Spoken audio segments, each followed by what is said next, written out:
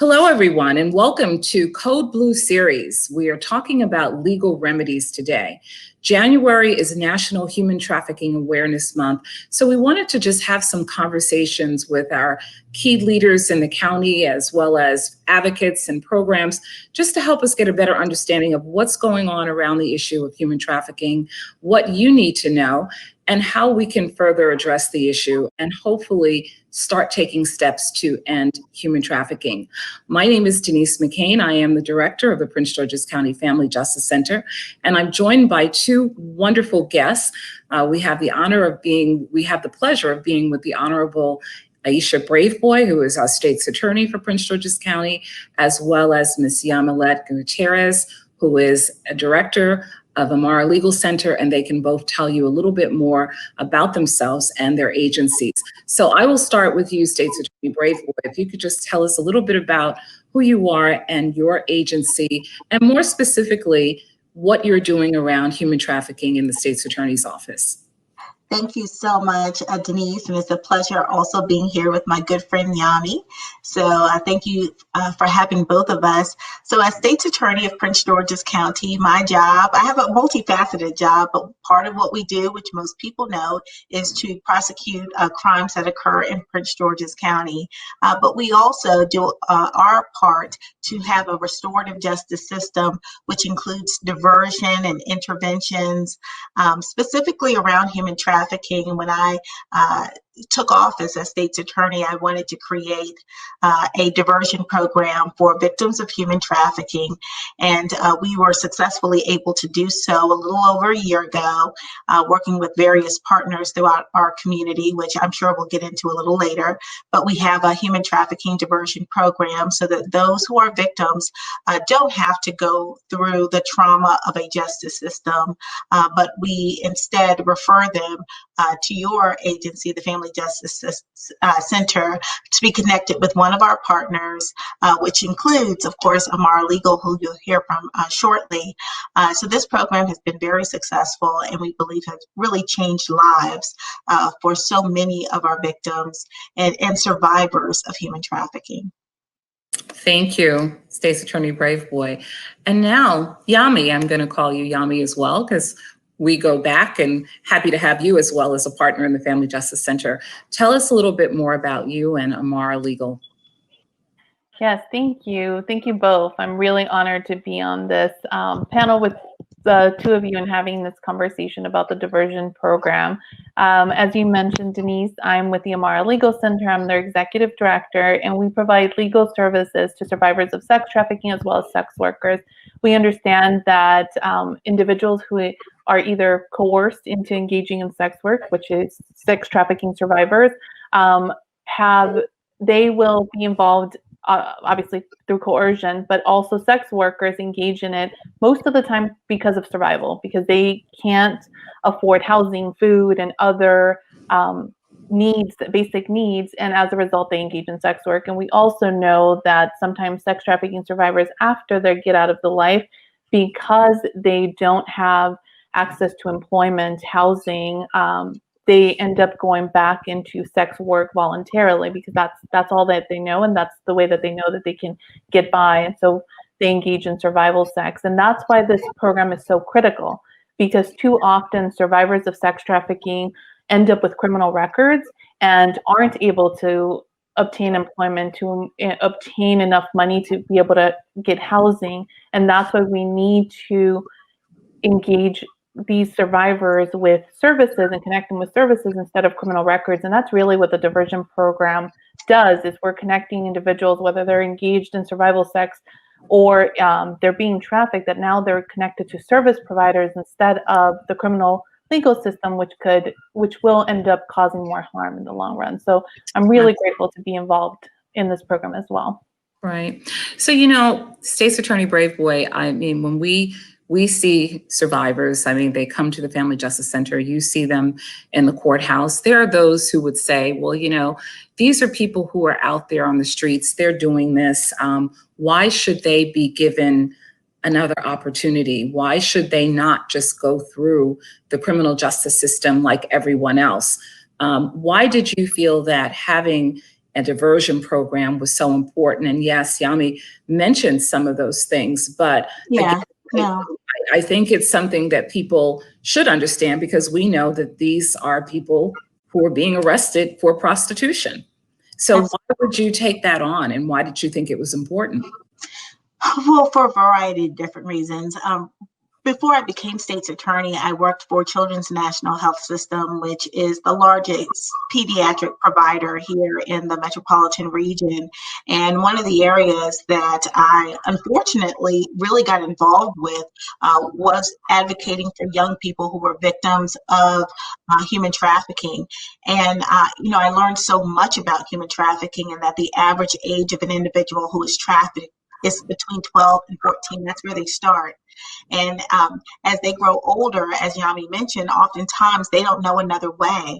Sometimes they don't even see themselves as victims, because they have been so socialized in their very young life to believe this is normal behavior, and to look to their traffickers as family, it's really it's very, very sad. And so what you realize is that you have to change a person's whole psychology, and quite frankly, jail is not the place for them. In fact, jail will further traumatize them, and in jail they won't get the critical skills that they need in order to be productive citizens, to really restore themselves, and to get the mental health and their social and emotional needs met. That will not happen in a jail or prison. We know that. And so we have to do that hard work. We have to look at some of those offenses in our communities that, yes, are crimes. They are offenses. However, behind that offense is a human being who needs our help. And so are they helped by further being introduced into the criminal justice system, getting convictions for something like prostitution? And that's what would show up.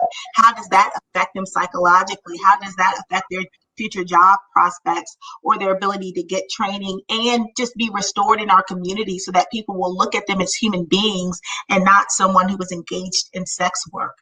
And so it is really important for us to look at the whole person, and even those who were not victims of human trafficking. I sometimes say they're a victim of life circumstances. I don't believe anyone grows up thinking and hoping and wishing that they are engaged, that they would be engaged in commercial sex work. That just does not happen.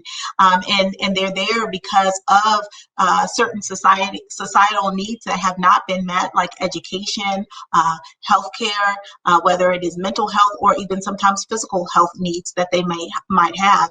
And so instead of just, again, further traumatizing them and putting them in a situation where it will be very difficult for them to be productive, it makes more sense for us to look at how we can help take care of them and give them every single chance to be successful. And that's why we're so grateful to partner, quite frankly, with the Family Justice Center, because we needed that partner that's not law enforcement, that we can refer those individuals to. So what we do is we step the cases, which means we don't prosecute the cases, and then we refer them to the Family Justice Center. And the Family Justice Center, of course, works with Amara Legal so that they are protected in this process, so that they understand all of the rules, the requirements, what each of our partner programs can provide, so that we're connecting them to the appropriate care setting. And then, of course, our partners like Courtney's House and Catholic Charities and the University of Maryland Safe Center really provides that hands-on guidance to these individuals. And I tell you, I am so grateful that they're willing to take on the youngest of the young, the oldest of the old, and of course, members of our LGBTQ plus community. I think that's very critical, because we're seeing a lot of transgender individuals being trafficked or engaging in commercial sex work, as well as individuals who are gay or lesbian or questioning, or intersex. And I think it's just really important that our community knows that we are here to serve them, regardless of their background and whatever their sexuality is and whatever their age is. We have a program that will work for them. Right. And we're very, very proud and really honored to be a part of this, because we know, as you pointed out, it is very important that we are providing those resources. So when you refer, your office refers clients over to us at the Family Justice Center, we do an assessment, an intake, and we then do a warm handoff to one of the partners, with Amara Legal Center being one of those partners. So if you could, Yami, tell us how an organization like Amara Legal fits into the scheme of this diversion program and how you further help survivors that are coming through. Yes, so I believe Ms. Braveboy did an excellent job of explaining our role, and it really is about remembering that people should be self-empowered, that people have to make a knowing decision to engage in this program. We're not trying to coerce them. They've already been coerced by either life circumstances or by their trafficker to engage in sex work. So at this point, we want to make sure that when they're taking the step, they understand what their responsibilities are going to be under the program, how to engage in, with the service providers. What do they do if they decide they don't want to do the program anymore? And that's really our job, to provide them that orientation about the legal services that we can provide, the social services that they'll receive from the various providers, Catholic Charities, the University of Maryland, among others, legal aid. So making sure that they understand that, and if they decide to change their mind, how they can go about that. But also, too often, people come to court and they leave the courtroom and have no idea what happened. They heard about this debt and they said, well, I'm not going to jail, so I'll take that. But then they don't understand, how long is this for? What does it mean? What rights did I give up? And that's the part that Amara takes care of, making sure that they understand that they did give up a right, but it's in exchange for this opportunity to be engaged in services. So that is what we do at the Amara Legal Center. And that's so very important, because I think you hit it right on the head. If you think about anyone who's been in the system, who's had to go to court, it's a lot of legal jargon. You're perhaps stressed, frightened. Do you really retain and understand everything that's been said to you? So absolutely, Amara plays a critical role. And we feel better knowing that they're leaving with the understanding of what this means and how this is going to help them. To that point, State's Attorney Braveboy, how do you determine if someone is a good candidate for a diversion program? I'm going to assume that everyone that comes into your office on prostitution charges is not necessarily a good candidate for the diversion program. Is there a screening process, and how do you know if this is someone that you would recommend for this resource? You know, the truth is, oftentimes, because our victims don't see themselves as victims, doing a normal screening process probably would not catch everyone who should be considered for the program. So we really do leave this as an open door policy. Our policy and a step diversion for those who come in who are victims, who have charges for prostitution. We have not distinguished, because part of the issue is that even if we looked at, let's say, criminal history, some of these individuals have never been given the opportunity to have this type of service provided to them. So we want to capture as many people as possible. We don't want this program to in any way have barriers to entry. And so everyone is welcome to enter. Really, the only people who would not be included are those who choose not to be included. And even then, we're hopeful that we can find some other alternatives for them. So the goal really is to not prosecute individuals for something like prostitution, but then also to provide them with resources so that they can make better decisions and have some of the support that they really do need in order to move on with their lives. So I would say everyone is welcome. We don't screen people out. We really screen people in. Which is wonderful, you know, giving everyone that opportunity, because who's to say that they may not have no one has probably even cared enough to see if there was an alternative for them. So I think it's great to hear that you don't screen people out. So Yami, tell us how, you know, we're all dealing with COVID-19 right now. This ongoing pandemic has just wreaked havoc in everyone's life. How has COVID-19 impacted survivors of human trafficking? Are you seeing any differences with regard to their ability to get services, their willingness to receive services? What's going on right now with this pandemic, and how is it affecting survivors? Yeah, so One of Amara's mottos is really meeting clients where they are. And what that means is we conduct our intakes in the community. So at different sites. So one of our sites, we know that a lot of individuals there go to get their health screening. So we do intakes there. We're at 2 schools in DC. We're at the Family Justice Center. We're in places where we believe we'll encounter individuals in the community, understanding that survivors don't get up and wave their hand and say, hey, I'm a survivor of sex trafficking. That's not the reality of their life experience. So what ends up happening is we're connected through social service providers while they're getting their case management support. That's how we're connected. So when the pandemic hit and all of our intake sites have been closed and we're unable to go into the community and engage individuals, our intakes are way down in that respect. So now we are relying on partners to identify survivors. So what we've been doing is a lot more training and making sure that partners who are engaging individuals that might have some overlap, shelters, drop-in centers, those locations, we train them and make sure that they're doing their screening and then refer to us. So that's how we've sort of changed our model. We did training before, but now we're doing it a lot more, understanding that we're no longer able to do those intake in the community, but we still are getting referrals and we're really grateful. We're trying to do a lot more social media campaigns, understanding people are on social media and are online a lot more than they used to. And as far as the impact on clients, we know that people are still being trafficked, and much like domestic violence, what this means is what was already hidden is even more hidden now, because what might have been their only outlet to go to school, to go to work, to go out in the community, to go get their nails done, their hair done, now they don't have that outside contact. And as a result, these individuals are stuck in these violent situations. And we have also seen a lot more recruitment, online recruitment.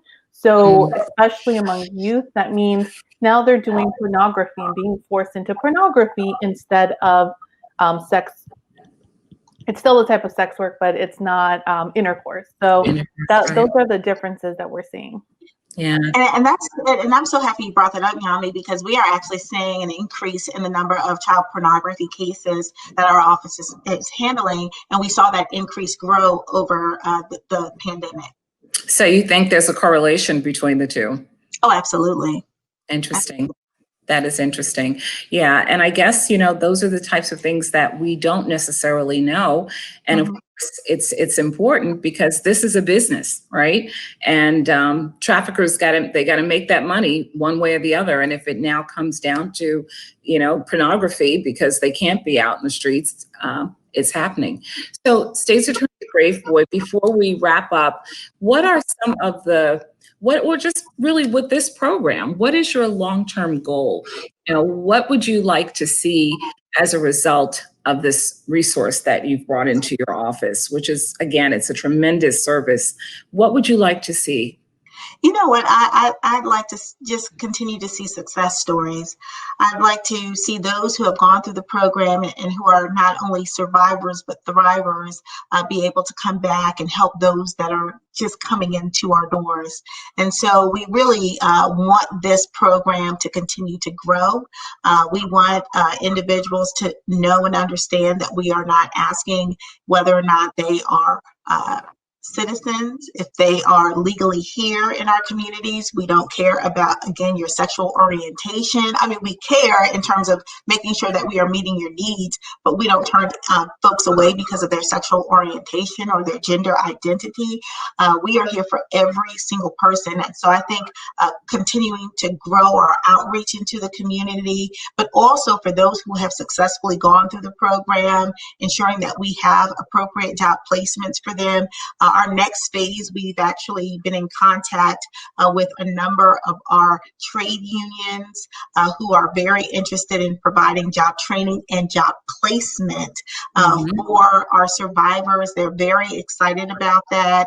And so I'm really excited about including also the business community in our efforts. And so I'll be reaching out to the chamber very shortly to get them on board as a partner. So really growing our services, number Right. one, Right. and also ensuring that those who are thriving can come back and really be that role model and example for those who are entering the programs, because sometimes people don't see the light at the end of the tunnel. They don't That's know that they can be productive, earn their GED, or even earn their college degree or associate's degree and work in a regular job. A lot of them have no idea that that is a real thing for them. So right. really having our thrivers come back to assist those entering, I think, is going to be phenomenal.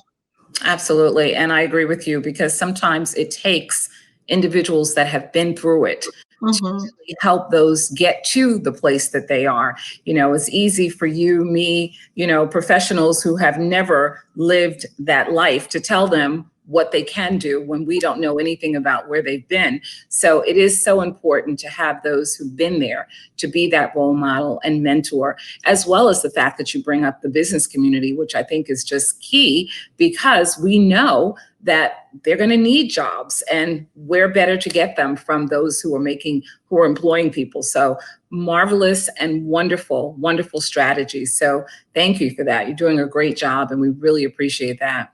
So Yami, where are you going with all of your work and what you're seeing, and what you're hoping for, even around just human trafficking in general?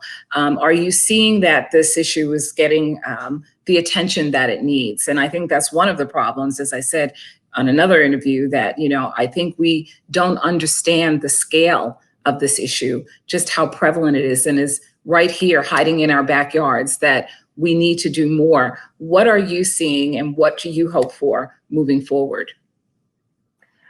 So that's an excellent point. I think it's raising awareness. That it has to be our baseline. Education is always the first thing that we need to do in order to get change to happen. And while I'm really excited to see that the federal government, the state, local governments have given more funding to this work, it really is changing attitudes around how we give that funding, and making sure that it's a little bit more unconditioned, because I think too often we sort of have expectations around survivors.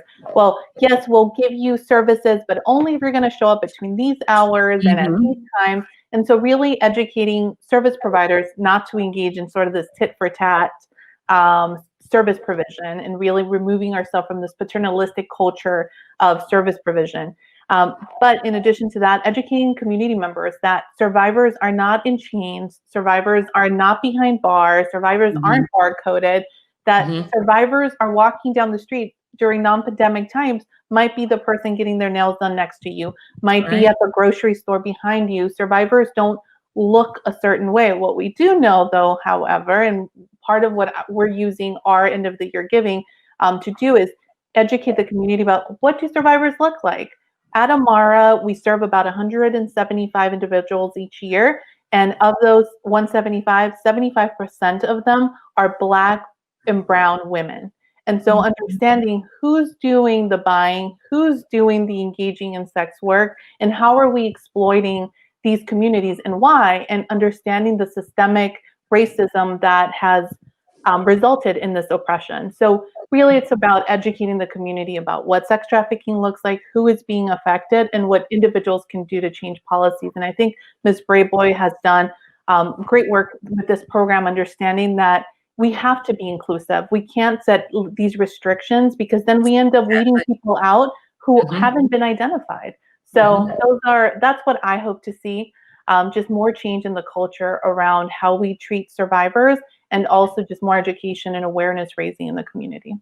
Absolutely. Well, I'll tell you, you both are just sheroes, two of my favorite people. And I'm so proud, again, just to have the opportunity to work with both of you, to be a part of the diversion program, because we know that we are trying to change lives and restore hope at the Family Justice Center. And this is certainly one of those paths to doing that. That's what this Code Blue series is about, getting the word out, educating people about human trafficking, the dynamics associated with it, what it looks like, and moreover, what we can do as a community collectively to help eradicate human trafficking. So I thank you both for joining me today. This has been a wonderful, wonderful conversation, and one that we're going to continue to have as we proceed throughout the years. So thank you very much for being here.